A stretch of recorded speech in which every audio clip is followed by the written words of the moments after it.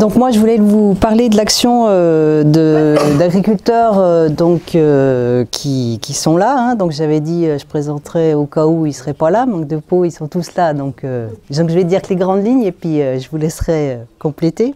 Puis je pensais qu'on serait sur le terrain, donc du coup j'ai pas mis de... Voilà, j'ai pas mis de...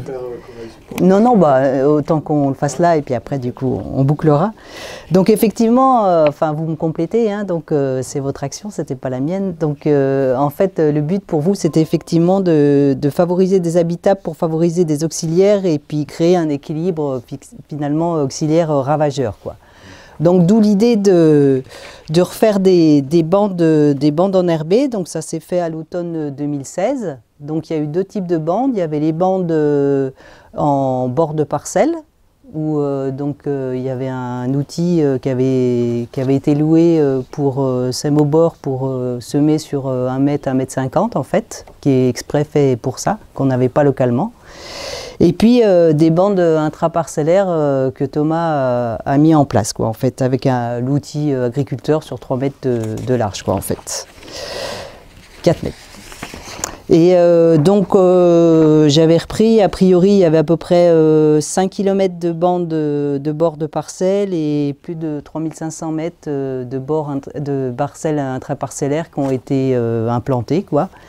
Et donc dans les mélanges, on partait de pas grand chose et puis j'avoue que moi quand vous m'avez sollicité, enfin moi je suis spécialiste prairie, je veux dire quand je suis venue, je me demandais ce qu'ils me voulaient. Surtout quand j'aurais dit vous faites quoi de vos bandes, ils m'ont dit on les broie et on n'en fait rien, j'ai dit mais je suis arrivée où? C'est quoi ce pays? donc voilà, on a essayé de s'appuyer sur les expériences qui avaient été faites dans les autres secteurs par rapport au mélange, parce que nous, on n'avait pas du tout de recul là-dessus.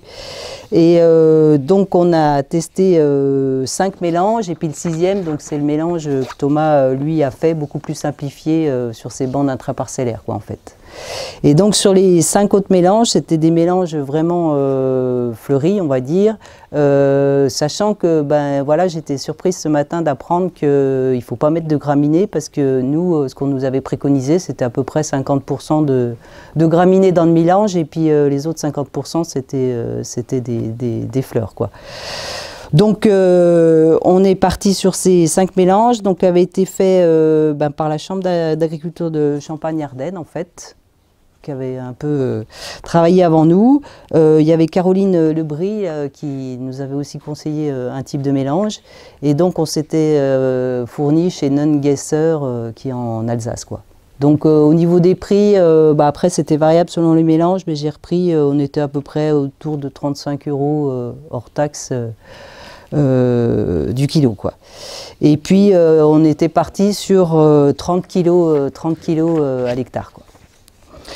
Donc entre 2017 et puis 2022, on a essayé de faire un suivi des bandes, donc sans que ce soit très scientifique, c'était plus d'une part pour voir comment la flore évoluait, notamment comment les espèces, les autres espèces qui nous intéressaient moins évoluaient aussi. Donc ce qu'on avait comme espèces un peu moins intéressantes, c'était surtout les bromes en fait, qui nous ont un peu cassé la tête, les chardons, les troncs, voilà, qu'on revoyait régulièrement. Les ronces dans une moindre mesure, du liseron où on était un petit peu inquiet parce qu'on le voyait commencer à s'enfiler dans les cultures. Voilà, il y avait quelques espèces qui nous interrogeaient, donc on a essayé de voir comment ça évoluait. Donc on a essayé de voir par rapport à ce qu'on avait semé, si on retrouvait ce qu'on avait semé. Donc notamment il y a un mélange où il y avait de l'origan. C'est vrai que oui, l'origan, on se dit c'est peut-être pas la peine de miser là-dessus parce que on a quand même, on l'a retrouvé, hein, mais c'est vrai que c'est pas, il y a des fleurs où peut-être que c'est peut-être pas les meilleures à planter, quoi. Pourquoi tu dis ça? Parce que c'est trop rampant?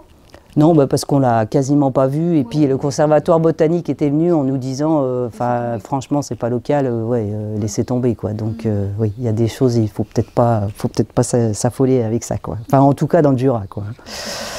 Et puis, donc voilà, on a suivi le mélange sur l'année parce que les observations qu'on faisait au printemps et puis au mois de juin, c'était pas du tout les mêmes, quoi. Donc on voyait vraiment pas les mêmes choses. Donc c'était intéressant de le faire printemps, automne et puis printemps, été, automne.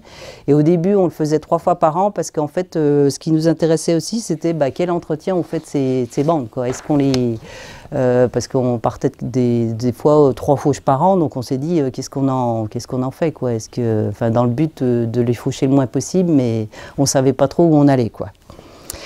Donc la Fédé de chasse en complément a effectivement travaillé sur tout ce qui est pollinisateur.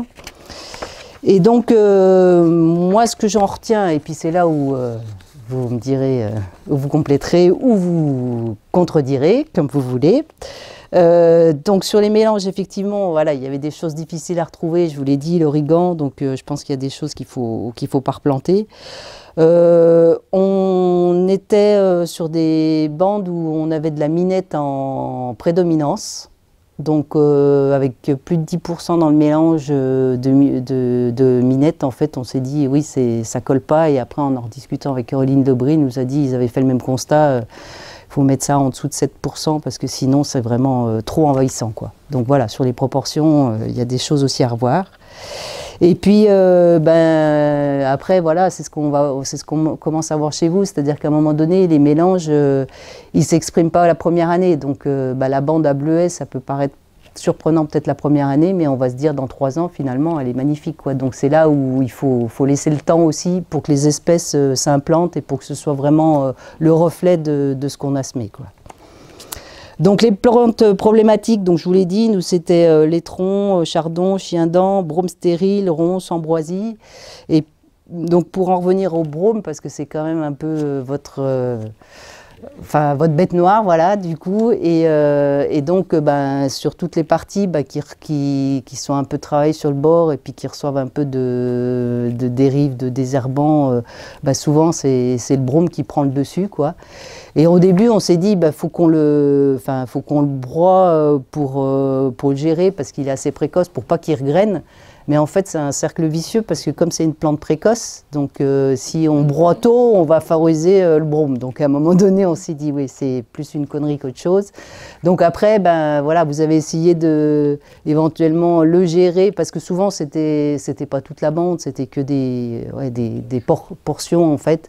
Donc d'essayer de faire une fauche haute pour dire éviter qu'il graine en quelque sorte, mais sans abîmer le reste, quoi.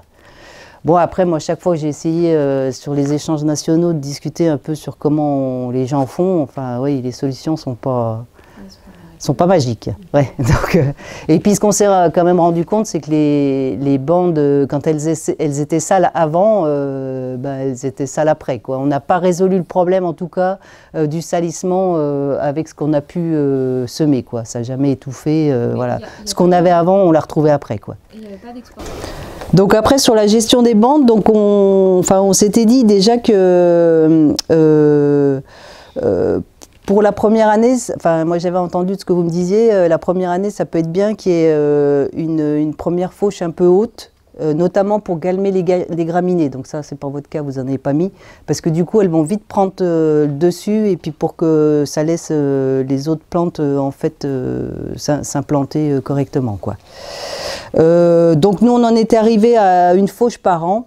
On s'est dit c'est bien, donc le plus tard possible pour que tout ait le temps de grainer en fait.